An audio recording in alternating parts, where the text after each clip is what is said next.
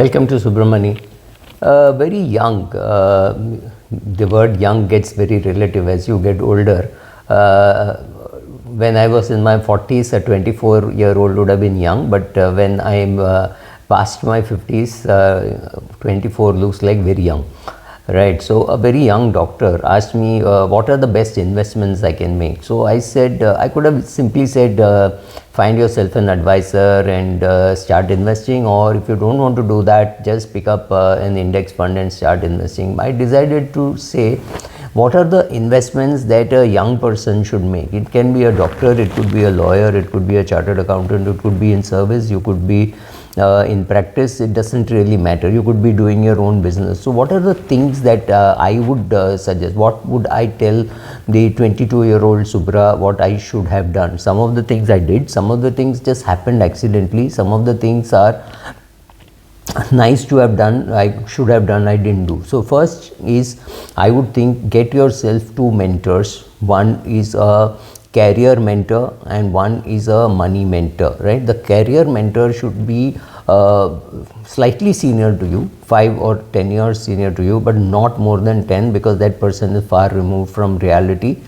Things have changed in the last 5-10 years, so things may not, that person may not be the best, but that person you can have on your radar and say, that is how I want my career to go. But a mentor to me should be 5-7 years elder to you, not 25 years elder to me. You can't come to me and say, please mentor me, I'm 24 years of age, I'm ancient, I'm very close to a dinosaur, I won't be able to help you. Definitely not in your career, maybe in your money, but definitely not in your career. So find yourself a career mentor. Find yourself a money mentor. A money mentor should think very differently from you, should have more maturity. A money mentor can be about 40 even if you're 25. It doesn't really matter, because a money mentor should know how the money market works, should also know how you will work, and sit with you and you throw ideas at him or her, and that person gives you a feedback. For example, you come and say, look, I've got 8 lakhs in my bank account and my friend wants to do a startup and he wants me to invest 5 lakhs. Is it good to do? Should I take my father's money and put it? He has got about 5 crores and he can easily spare 5 lakhs. So these are questions which you may have in your head, and you should be asking a mentor, because your father may not be very keen to help your friend and you may be very keen. So you may be able to tell your friend, look, I can give you time, I'm an advocate, so all your law work I will do, and I will do it for free. I will take ESOP against that, right? So some of these things you can do, but do you want to do it? Can you do it? Can you afford to do it? Ask your mentor, right? So you have a career mentor who tells you what to do, whether you should practice, whether you should get into service. If you get into service, what should you do? What have I done? What were the alternatives available? All these questions you should be able to discuss with a career mentor, right? So that is one first investment that I would make. I had not made, I had made it very loose, so that was not very sensible to do. But yes, get yourself a mentor, speak to the person, say, you're going to be my mentor, I want this from you, can you spare time for me? I will take 4 a.m. 4 p.m. to 5 p.m. on Sundays with you, or Saturdays, whatever suits you. Make sure, don't pick up the phone every time. You don't irritate that person. That person is not going to be your mentor anymore. Second, surround yourself with smart people, smarter people. But remember, they are also trying to do the same thing, so it won't be very easy to break into those cliques. But if you can create a small clique, a mastermind kind of a thing, 4-5 of you, maybe 2-3 people elder to you, 1 or 2 people younger to you, creating that group which will give a feedback, right? Negative feedback, positive feedback, whatever it is. So if you can create that group for yourself, it can be one classmate, one cousin, one neighbor, right? Any of these people. If you can create a clique and you meet, say, half an hour every week, and today with telephones being available, this person can be across the globe, doesn't really matter. So if you can create a clique for yourself and start asking questions, and again a mentoring kind of a thing, but with a peer group. Don't put your mentor and all into this, because the mentor should not get clouded with what you are doing. So what you talk to the mentor, you should talk only to the mentor.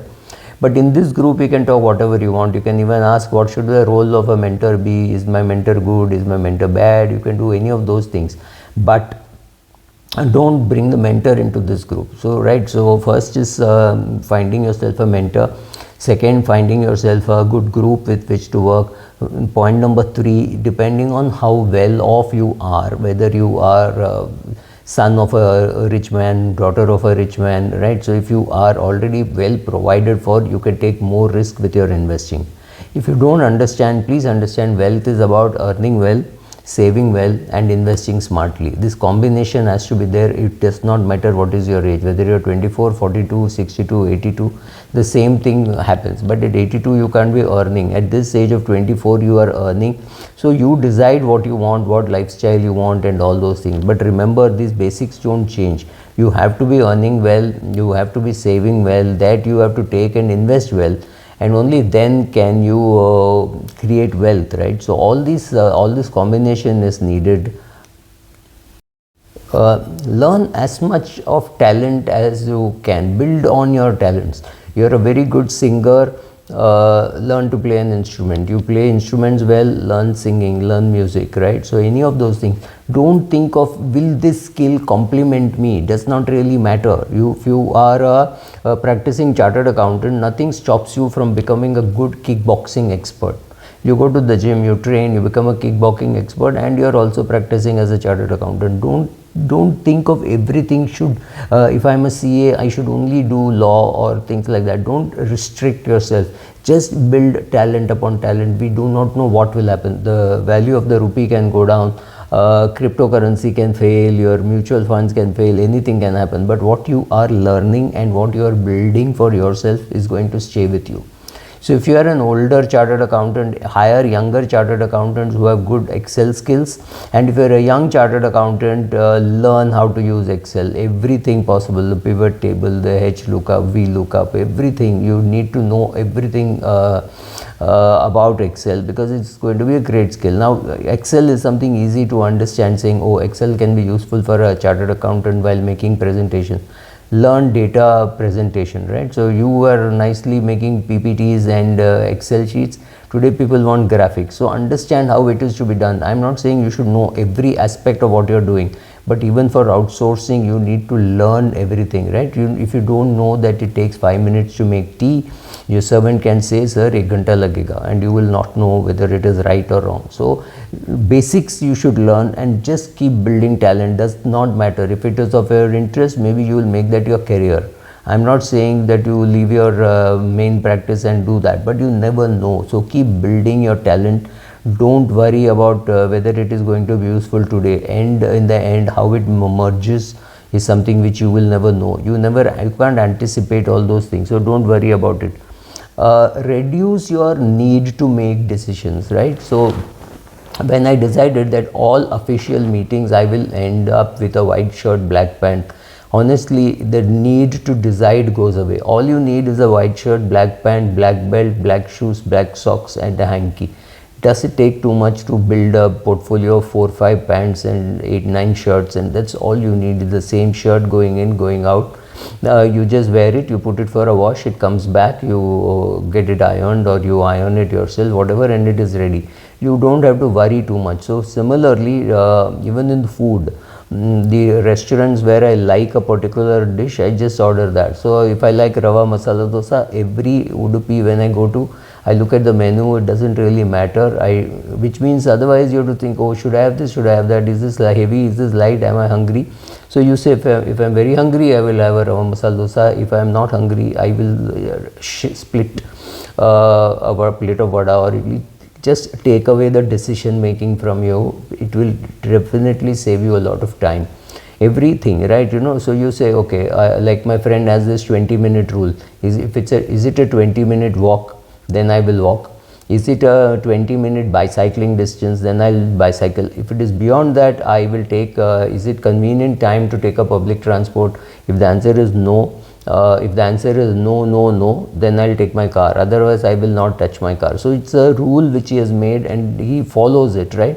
So otherwise you're thinking, oh, because I'm taking my car, I have to do this, I have to do that. If I'm taking my two-wheeler, I have to remember to take my helmet. Oh, I'm picking up my friend, so I have to take 2 helmets, right? So a lot of decision making, if you just outsource it to a routine, then the need to, you save a lot of time. So do that.